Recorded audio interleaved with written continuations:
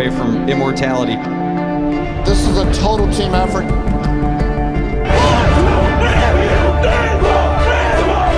We're gonna come at you. One shot at this.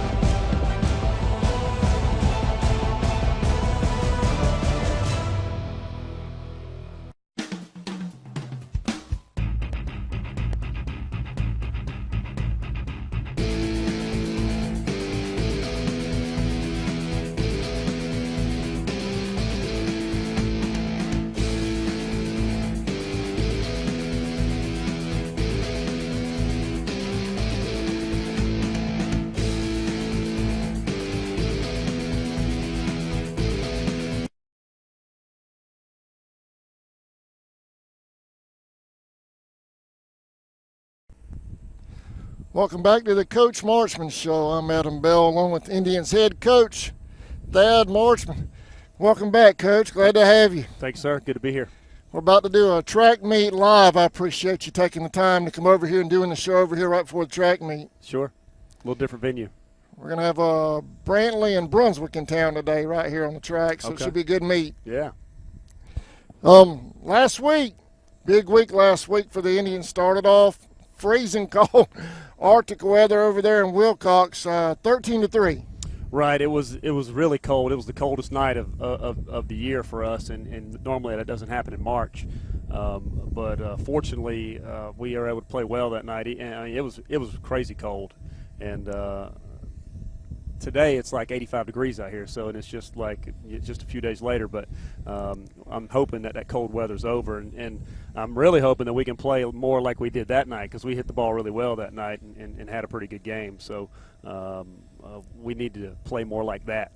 Yeah, that was a big game. Strange weather we have here in South Georgia. I know it's a little off topic, but actually the weather really affects you guys sometimes as far as scheduling and whatnot. I think the schedule changed twice last week, I think. Well, the schedule didn't really change because of weather. It really changed because of issues with other schools and travel. Now, the Long County game that we're going to play tomorrow night, that game was rained out. We were supposed to play their place earlier in the year, and they had a bunch of rain, and Ludowici is their city, and so we had to reschedule that one. But pretty much we've had really good weather for the most part. It's just a couple of cold games, or really that one really cold game at Wilcox.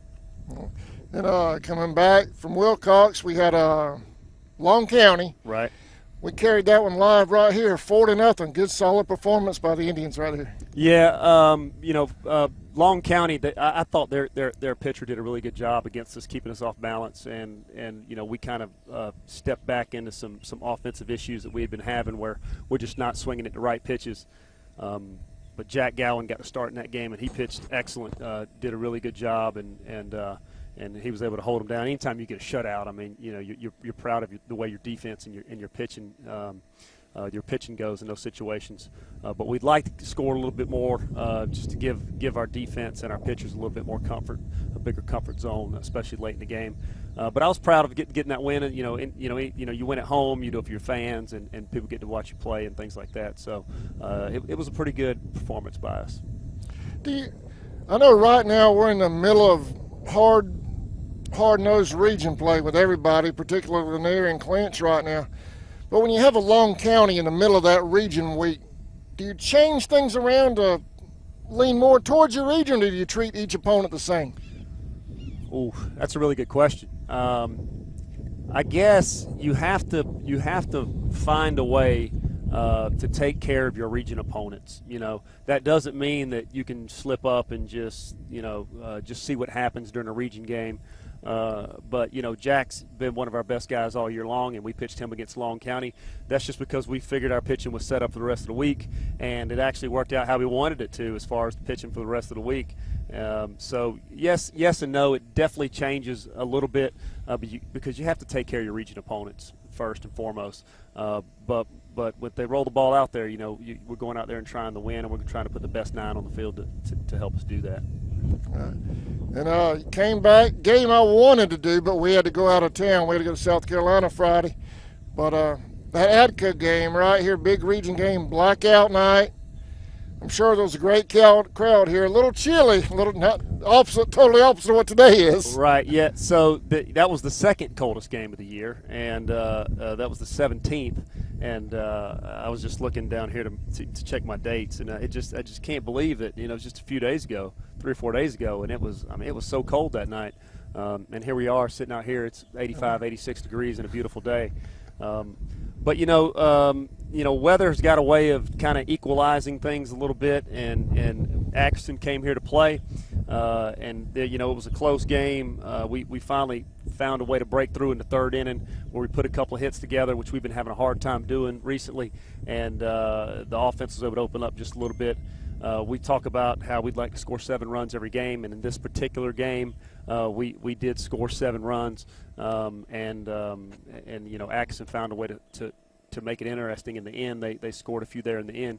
But overall, I thought it was a pretty good game, and once again, we had a good pitching performance, and we're moving in the right direction in region play. All right. Coach, coming into this week, a game it's a big region game that's also a huge school rivalry between us and Clinch County. Mm-hmm. And first, what I call part one of swamp war, because they have to come back here next. Right. But yesterday over in Clinch, a lot of hype. I was there, CSN was there, TV station was there, a lot of hype surrounding that game off the field. Mm-hmm. Talk about that going in the game, how it affects the kids and all, and the coaches. It affects y'all, or do you just treat it like every other game? Well, we try to treat it like every other game, but for some reason, I know the reason. It's just a traditional type thing. But the players, they really get jacked up about it, and it's almost to a detriment. They get so fired up about it that it takes them out of their normal ways or whatever. And I think that was the case here against Clinch. We just came in with, instead of we need to take care of this opponent, we made this opponent more important than any other opponent, and it puts undue pressure on the team. And that's exactly what happened to us. I felt like that, even before the game started, that we weren't normal. Like I didn't think that things were normal with us, and it turned out that to be the case. We came up on the losing end of that, 5-4, after having a 4-0 lead in the fourth. So it was unfortunate that we lost that game, but hopefully it's going to be a way that we can learn a lesson. It seems like it's always a little something between us and Clinch. The one thing I wanted to bring up, I know you wanted to get into the game itself, but something I thought was a little bit of a safety issue, and maybe I'm just nitpicking, being a dad. Our catchers, you and I have talked about it before, our catchers are known for hustling. That's correct. I mean, no matter what, pass ball, ball four, whatever, foul ball, they're going. Right. Clinch batters, right, we're competing with our catcher. To me, that's a safety issue, because when you got your catcher hustling like that, a batter, nose to nose, you could tear up a knee, an ankle, somebody get hit in the head. I mean, maybe I'm just being a dad nitpicking, but I thought the officials should have nipped that in the butt. I agree. The thing about our catchers, and it's unfortunate that we're talking about our catchers, because we should be talking about every single one of our players. Like, every single one of our players should be like that, where they're just going full speed to get the ball every time, no matter where it is. That's what we teach them to do. And so it's unfortunate that other teams are trying to use that against us as a motivational factor for them. You have a kid who's really hustling, and you appreciate his hustle, and then you try to coach your team up in a way that uses that against him. I feel like that's questionable. But I do agree that the umpires could have done a lot of things differently in that game as far as that's concerned. But he goes after the ball, and he just goes and get it, and the on deck batter's going to get it, and a lot of times with a pass ball and no one on base or something like that, you'll have the on deck batter to go get the ball to keep the pace of play going. But for us, the pace of play is faster with us getting the ball, because we're going to get it faster than you are. And if you have to coach your team that, okay, when you play Charlton, make sure you get the ball faster than you would against any other team, there's something probably not right about that. And the umpire probably should handle that situation a little bit better. But eventually we just said, listen, we're still going to go after the ball. If the other guy's there already and he's hustled to get it too, just turn around and come back. We have a hard time with that sometimes with just the simplest things. But it got a little bit out of hand with Brantley, and then because of that, it got out of hand with Clinch, and I think it's silly. I think that every coach wished that their catcher hustled like my catcher does. I really do. And to try to use that against him is just I don't know. I have a little bit of a problem with that. But it's neither here nor there. You got to coach your team up to get a win, and whatever you can do, I guess, try to do that to get the win. But two people running after the same ball at the backstop had nothing to do with the outcome of that game. I'll tell you that right now. I know. I mentioned during the webcast last night, it just looked like a little bit of a safety thing to me, but I know I have a son that plays athletics here as well, and the last thing you want to see is somebody get hurt over something as frivolous as maybe, I know they were just trying to antagonize things. That's right. It's a rivalry game. You're going to do what you do. Right. But I think you have to be smart and think about safety. Yeah, when you're sliding in there, which has happened a couple times, and the umpires are responsible for controlling the game, and the coaches are responsible for controlling their players. So my players weren't sliding in anywhere. My players were hustling to get the ball, hustle back. That's what they're taught to do. So if somebody slides into them, just like any normal young man, it's going to upset you, and that's the goal. They're trying to upset our catcher, I guess. Yeah. And that's okay. It's fine. We got to learn how to deal with it better for when the next team does it, and it's up to me to make the adjustment with my team, and that's what I plan on doing. All right. Well, let's dive into the game now that we're through with my little nitpicking there. Okay. I appreciate you delving into that a little bit. Sure. Started off a little bit of a defensive duel. Then we hit the fourth inning and we open up a 4-0 lead. Yeah, their guy did a good job of keeping us off balance. They had a good game plan against us, and in the fourth inning, we finally started hitting the ball harder.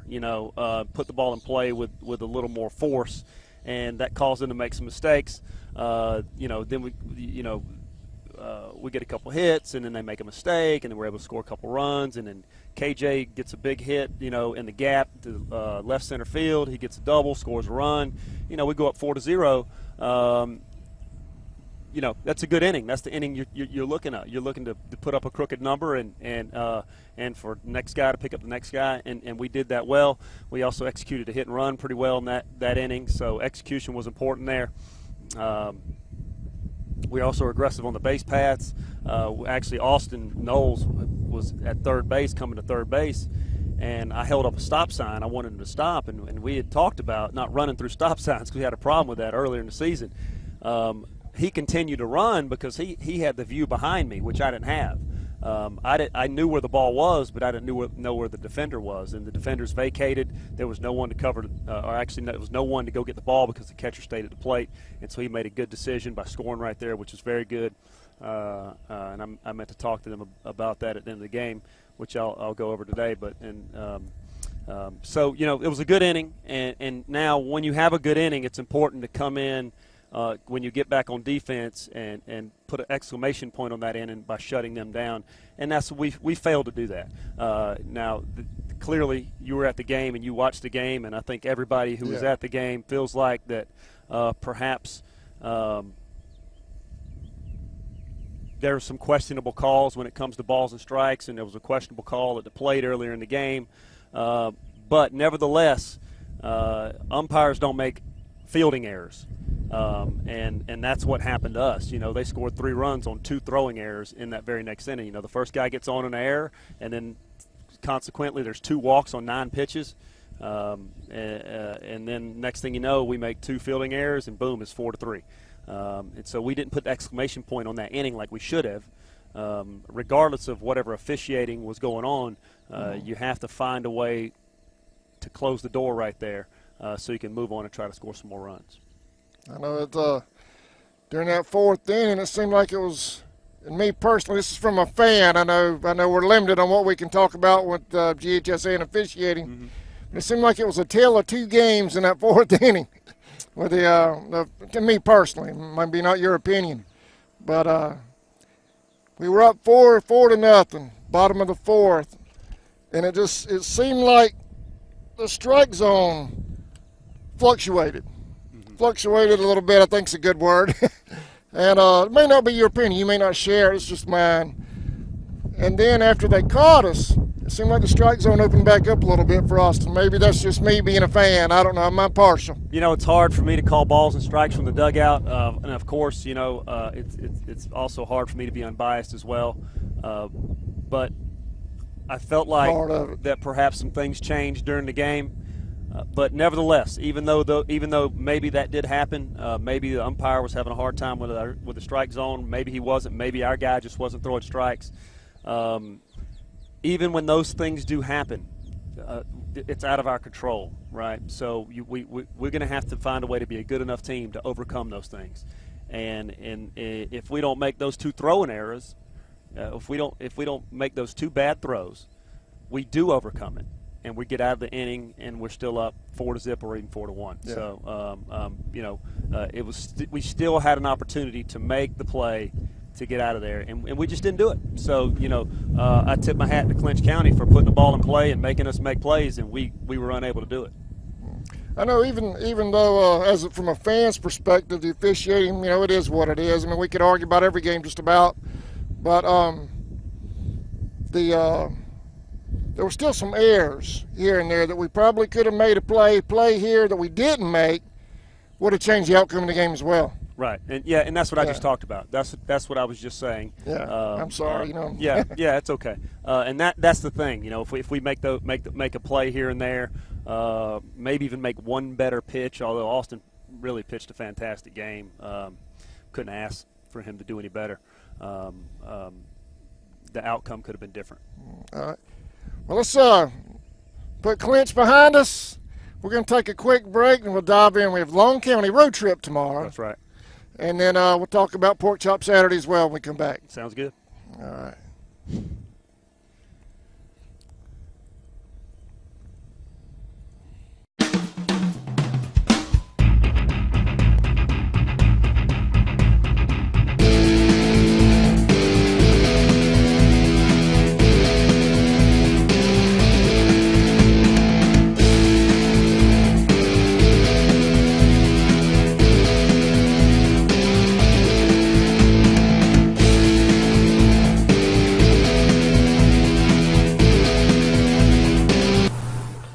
Are you looking for a financial institution focused on helping their members afford life?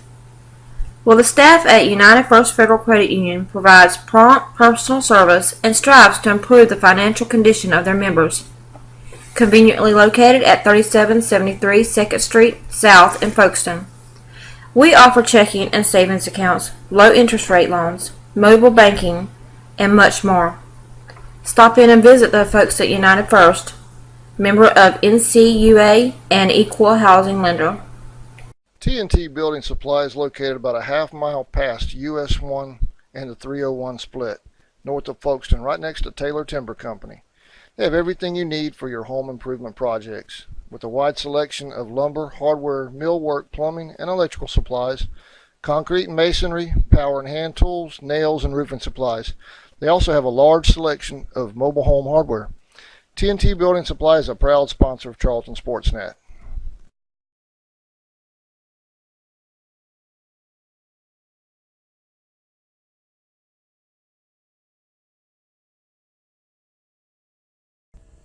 All right, welcome back to the Coach Marchman Show, second half. We're headed, hopefully a beautiful weekend. The weather will hold with us. We have Long County coming up tomorrow, a road trip. We'd planned on doing a tennis match. Things have changed, so we're going to follow you guys to Long County tomorrow. Okay, good. So it'll be the second time for them. You know, like I said, that game was rained out early in the year. So tomorrow we'll be going up there to Ludowici, Georgia, to play them. That's just funny to say that word, Ludowici, but we'll be going up there to play them. We have a JV game and a varsity game. And, you know, after losing against Clinch, we get a day to practice today, and then the plan is tomorrow to get back on track. And Long County's now seen us, and they know what we have. So I expect us to have a good game against them tomorrow, and I expect them to play well too. So it should be a pretty good game.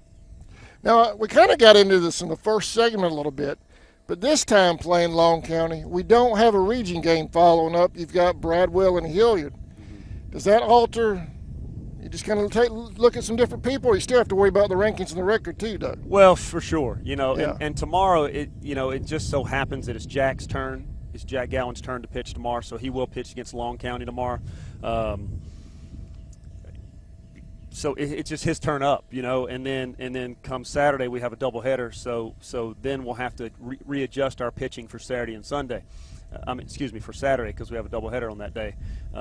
So tomorrow we'll let Jack go, and we'll just kind of see how the game goes, depending on how long he pitches. But especially after coming off a loss, it's very important that we come out and play well tomorrow, and do our best to try to find a way to get back on the winning track. Jack's pitched well, and I'm really looking forward to seeing how our team responds. I think that tomorrow is going to be a good test for them after coming off a very disappointing loss against Clinch. Tomorrow's going to be a good test just to see how we can bounce back. And Saturday, when we come back from Long County Saturday, we have a Pork Chop Saturday. Everybody around here looks forward to Pork Chop Saturday. We've got just 2 games this year, right, Brad? 3? Yeah, so there's 3. Okay, fill me in. I knew about the 2. Well, we have the Bradwell JV game starts at 11, okay. And then the varsity plays Bradwell at around 1:30, and then after the Bradwell game, then Hilliard comes into town, okay. and we'll play Hilliard probably around 4 o'clock. So full day of baseball, a whole bunch of pork chop sandwiches, which I love the pork chop sandwiches myself, so I'm looking forward to it. I even have some friends who always ask me to remind them when Pork Chop Sandwich Saturday comes so they can come to the game and get one. So it's exciting. It's a full day of baseball. It gets us into the feel of playing doubleheaders, which is what you have to do in the playoffs, and so that once again that'll be a good test for us as well to see how we do on a full day of baseball, especially with a doubleheader. So there's actually 3 games: Bradwell JV, Bradwell varsity, then versus Hilliard, and of course you got pork chop sandwiches all day long. So first game's at 11, JV. Mm-hmm. All right, we'll make sure I get here early, and we'll carry all 3 all day for you. Yeah, that'll be a busy day. I love it. Yeah. Especially, man, if it'll stay like this Saturday, that'd be beautiful. Yeah, it's beautiful. Now, obviously, we don't take anybody lightly, but the Hilliard game has almost turned into a rivalry like us and Clinch. That's right. So I know you're looking forward to that one. Not overlooking Bradwell, but the Hilliard game's obviously a – yeah, and that's true, and we're definitely not overlooking Bradwell. But you're right, because they're so close by. I mean, I think it's like 8 or 9 miles away, the closest school to us. We play them every year a couple times.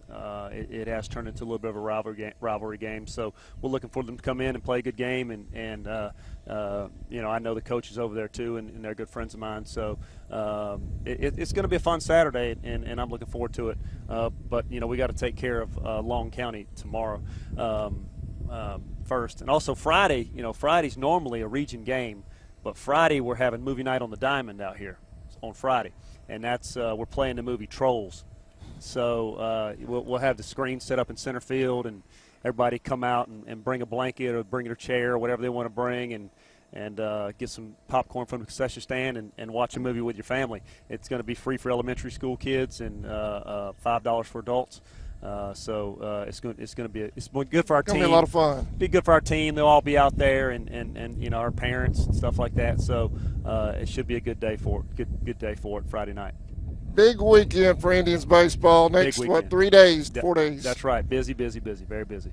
A lot of fun, Coach. Anything else you have going on before we close out? Anything you want to hit on?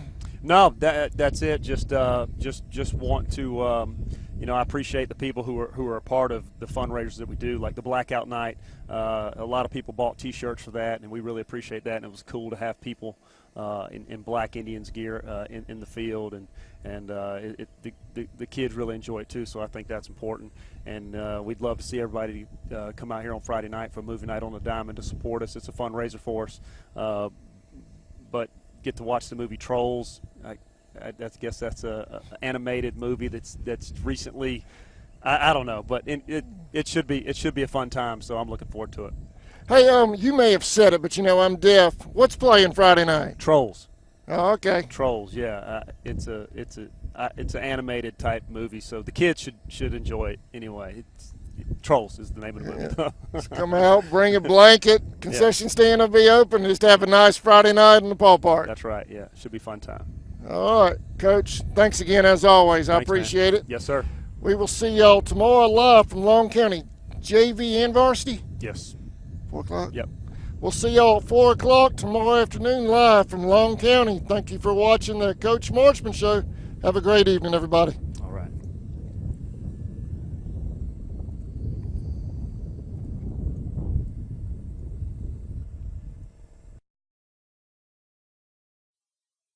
Okefenokee Rural Electric Membership Corporation has been providing quality electric service at a competitive price to residential, commercial, and industrial customers in southeast Georgia and northeast Florida since 1939. For tips and advice on how to save electricity and stretch your energy dollars, call 1-800-262-5131 and speak to your marketing representative. We are a cooperative owned by those we serve.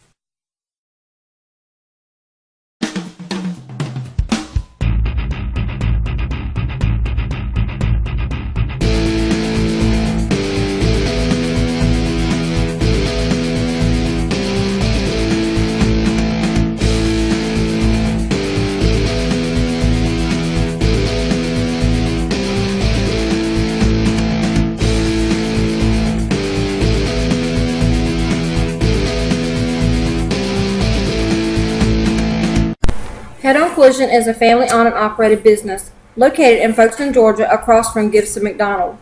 We specialize in automotive repair, damage caused by small and major accidents.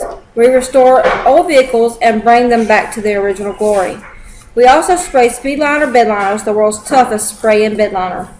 We work with all insurance companies to make your experience as easy as possible. It doesn't matter how long you've been doing it. It matters how long you've been doing it right.